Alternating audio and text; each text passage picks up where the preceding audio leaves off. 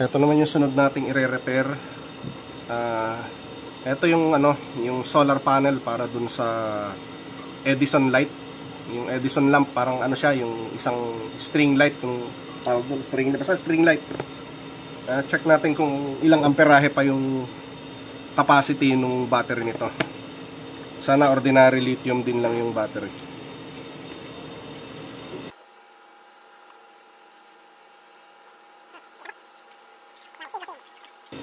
Yan, umiilaw pa siya, kaso pinasok pala ng tubig. Kaya pala nagkaganon. Pinapasok pala to. Ayan o. Pero ko kung pinasok o sumabog. Wala palang kwenta ang seal nito Pinapasok din Yan, umiilaw pa siya pero yun lang. Yung battery basa. Asab. Dapat pala pag inano natin to, binalik, isa-secure pa natin ng ng silicone.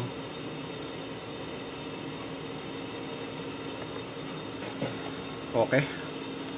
Dagdagan lang natin yung lighting at medyo madilim. Excuse me.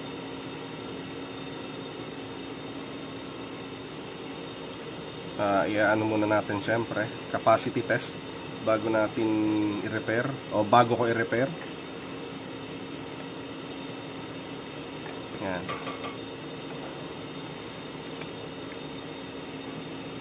Madali lang magtuklap nito, guys.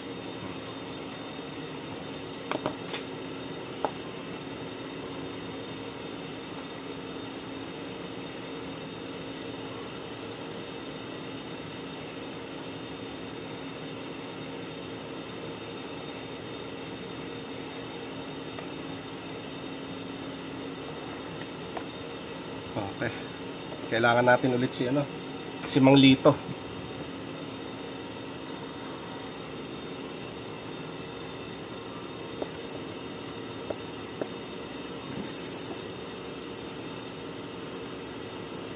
Okay, Mang Lito, paki-check muna kung okay pa yung capacity. Kasi nabasa medyo tinuy. Teka, tuyuin muna natin para sigurado. Ako, basang-basa nga.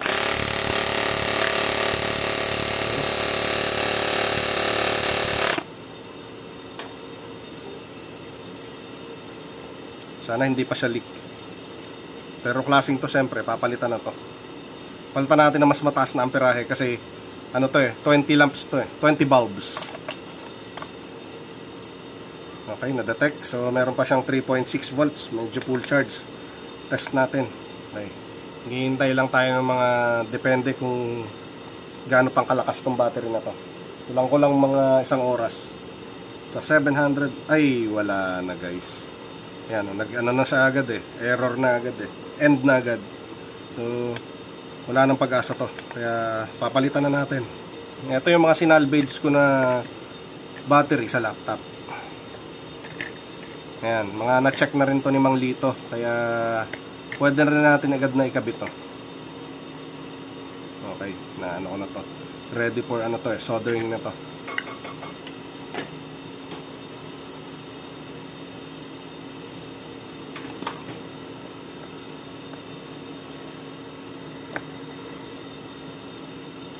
Okay.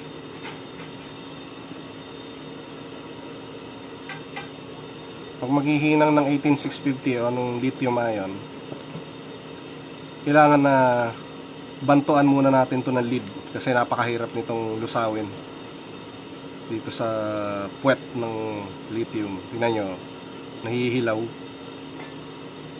Kailangan niya ng extreme heat. Halos hindi tumalab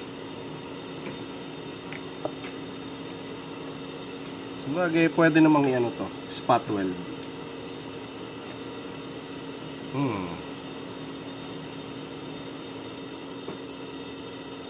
Kaso tinatamad ako mag spot weld. Hinangin ko na lang.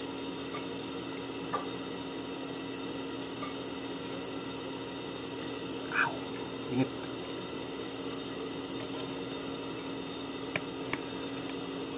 Ang igsi ng wire, elastic. Parang mapuputol agad Yan. Kailangan mainit na mainit yung soldering iron natin. Alright. Technique lang yung mga tol. Yan. Para-paraan. Ito ang pinakamadali, yung harap, kasi manipis lang yung nickel niya.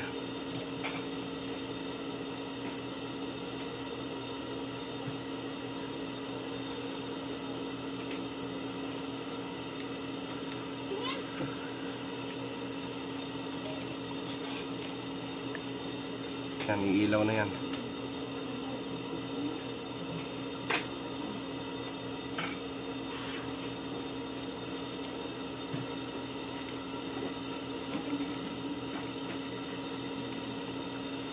Huwag masyadong kababad pag maghihinang ng mga ganitong battery.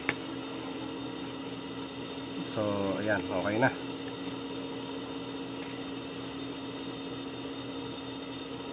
Sakli. Oops. Ganun siya.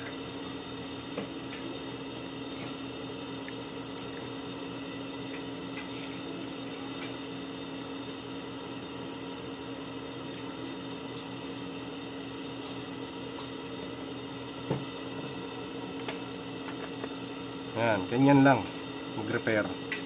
Ngayon, since hindi siya secure, talagang hindi siya waterproof, kailangan nating anuhin to, lagyan ng silicone o kaya quadring tape, yung aluminum tape dito sa paligid. Biblink-blink to,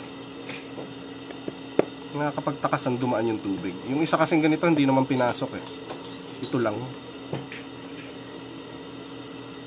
Yan. Ayun.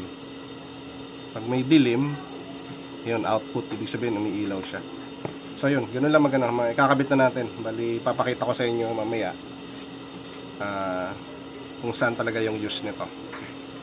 And saka pag bumili kayo ng ganito, tanggalin nyo na rin yung yung plastic coating dito, kasi tingnan nyo nangyari yun. Naging parte na siya ng solar, pero pangit ulit tignan.